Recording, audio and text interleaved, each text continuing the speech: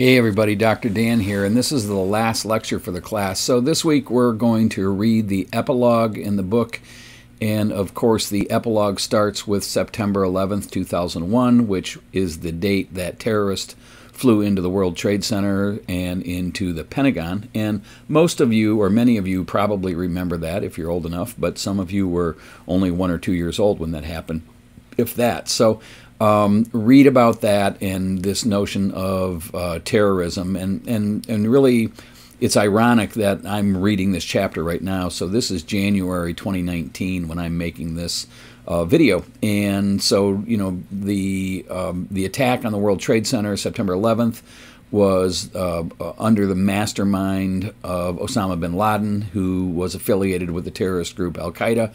And Al-Qaeda was a group that thrived under the Taliban government in Afghanistan. And just read in the paper today that we're talking about peace talks with the Taliban all of a sudden. So something to think about, and also something to think about as far as the cultural differences between what the Taliban believe and what Western cultures believe as far as treatment of women especially and human rights. So again, something to think about. I think that when you look at the epilogue, you see these themes. So one of the themes is terrorism, and again, that manifests itself today. There's a section in the book about radical Islam. I think if you're from the Taliban's perspective, you're probably thinking about radical Christianity. If you think back to the 1400s, we read about Christopher Columbus. Perhaps Columbus and the Europeans were terrorists also in North America. It really depends upon how you look at things, and hopefully that's something you got out of this class. That perspective, historical perspective, is very important when we think about critical thinking skills, which is one of the things that we'd like you to come away from this class with. A big part of critical thinking skills is really trying to look at things from someone else's perspective, and I think that's important because of all the themes in the epilogue, and I'll just kind of go through those themes really quickly. So it starts with terrorism, but it also talks about anti-immigration sentiment. It talks about really an exploding population and the ability of the earth to feed everybody. It talks about disease in the epilogue. It talks about the AIDS epidemic.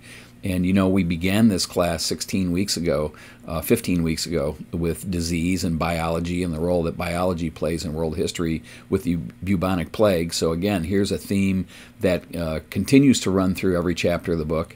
And the other thing the chapter talks about, which is kind of new to us in the big picture, is global warming, which is caused by industrialization. So of all of the themes, except for global warming, you could argue that they haven't really changed since the 1400s. So this notion of intolerance and not understanding others, if you go back to Columbus's day and the Indians in the New World, there was intolerance and no understanding of others, and that always leads to conflict. So it's really no different today. And if you go back to the Crusades and you think about the role religion has played, both in peace and mostly in war, again, as you read the epilogue, you could easily say, the things that have caused big problems, defined as loss of life and wars, are all still with us today, the fundamentals. So,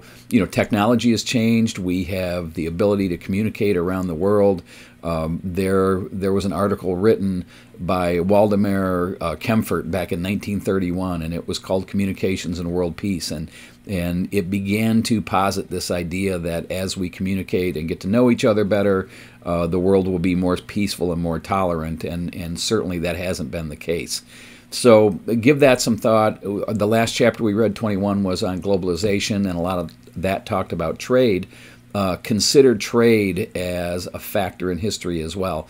We really went through sort of these two phases of globalization in this history. So the first one, which really kind of lasted up to 1800, from 1492 to 1800, and these are my made-up constructs, but let's just call that globalization 1.0, and that was more what we defined as mercantilism and the nation state being an economic powerhouse. And after the 1800s, actually probably 1900 to now, globalization 2.0 in my estimation is really multinational corporations. And the reason I bring that up is because where communications has not brought about peace, I'm considering, and I'm asking you also, does trade foster peace? In other words, I remember in the 1970s when then President Nixon went to China to normalize relations with China. So before 1970, we had no trade with China whatsoever. And Nixon goes over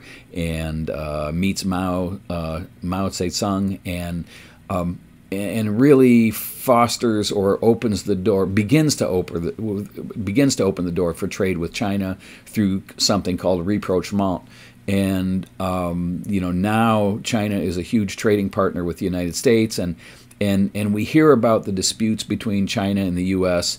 But when you really think about it, both of the countries, U.S. and China, have a lot to lose from any kind of war because their economy so much depends upon manufacturing and purchasing, and so we're so interconnected now. I would argue that commerce and trade probably foster peace more so than communications. And when money's involved, and when we're counting on China for our iPhones, and when China is counting on the U.S. to be a purchaser of goods and services, it's a little bit harder to go to war because it has a great economic impact on both countries. So think about that.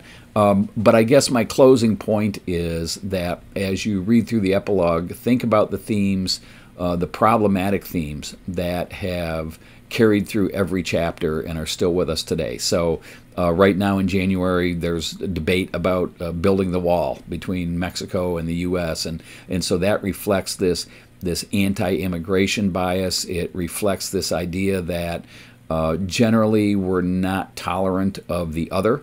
And so whether it's race or religion or ethnicity, these are the problems that remain throughout human history and have been themes throughout our textbooks. So I will leave you with that. I've been very pleased to have all of you in class. I hope you got something out of it, and I wish you nothing but the best in your future. Have a great day. Bye-bye.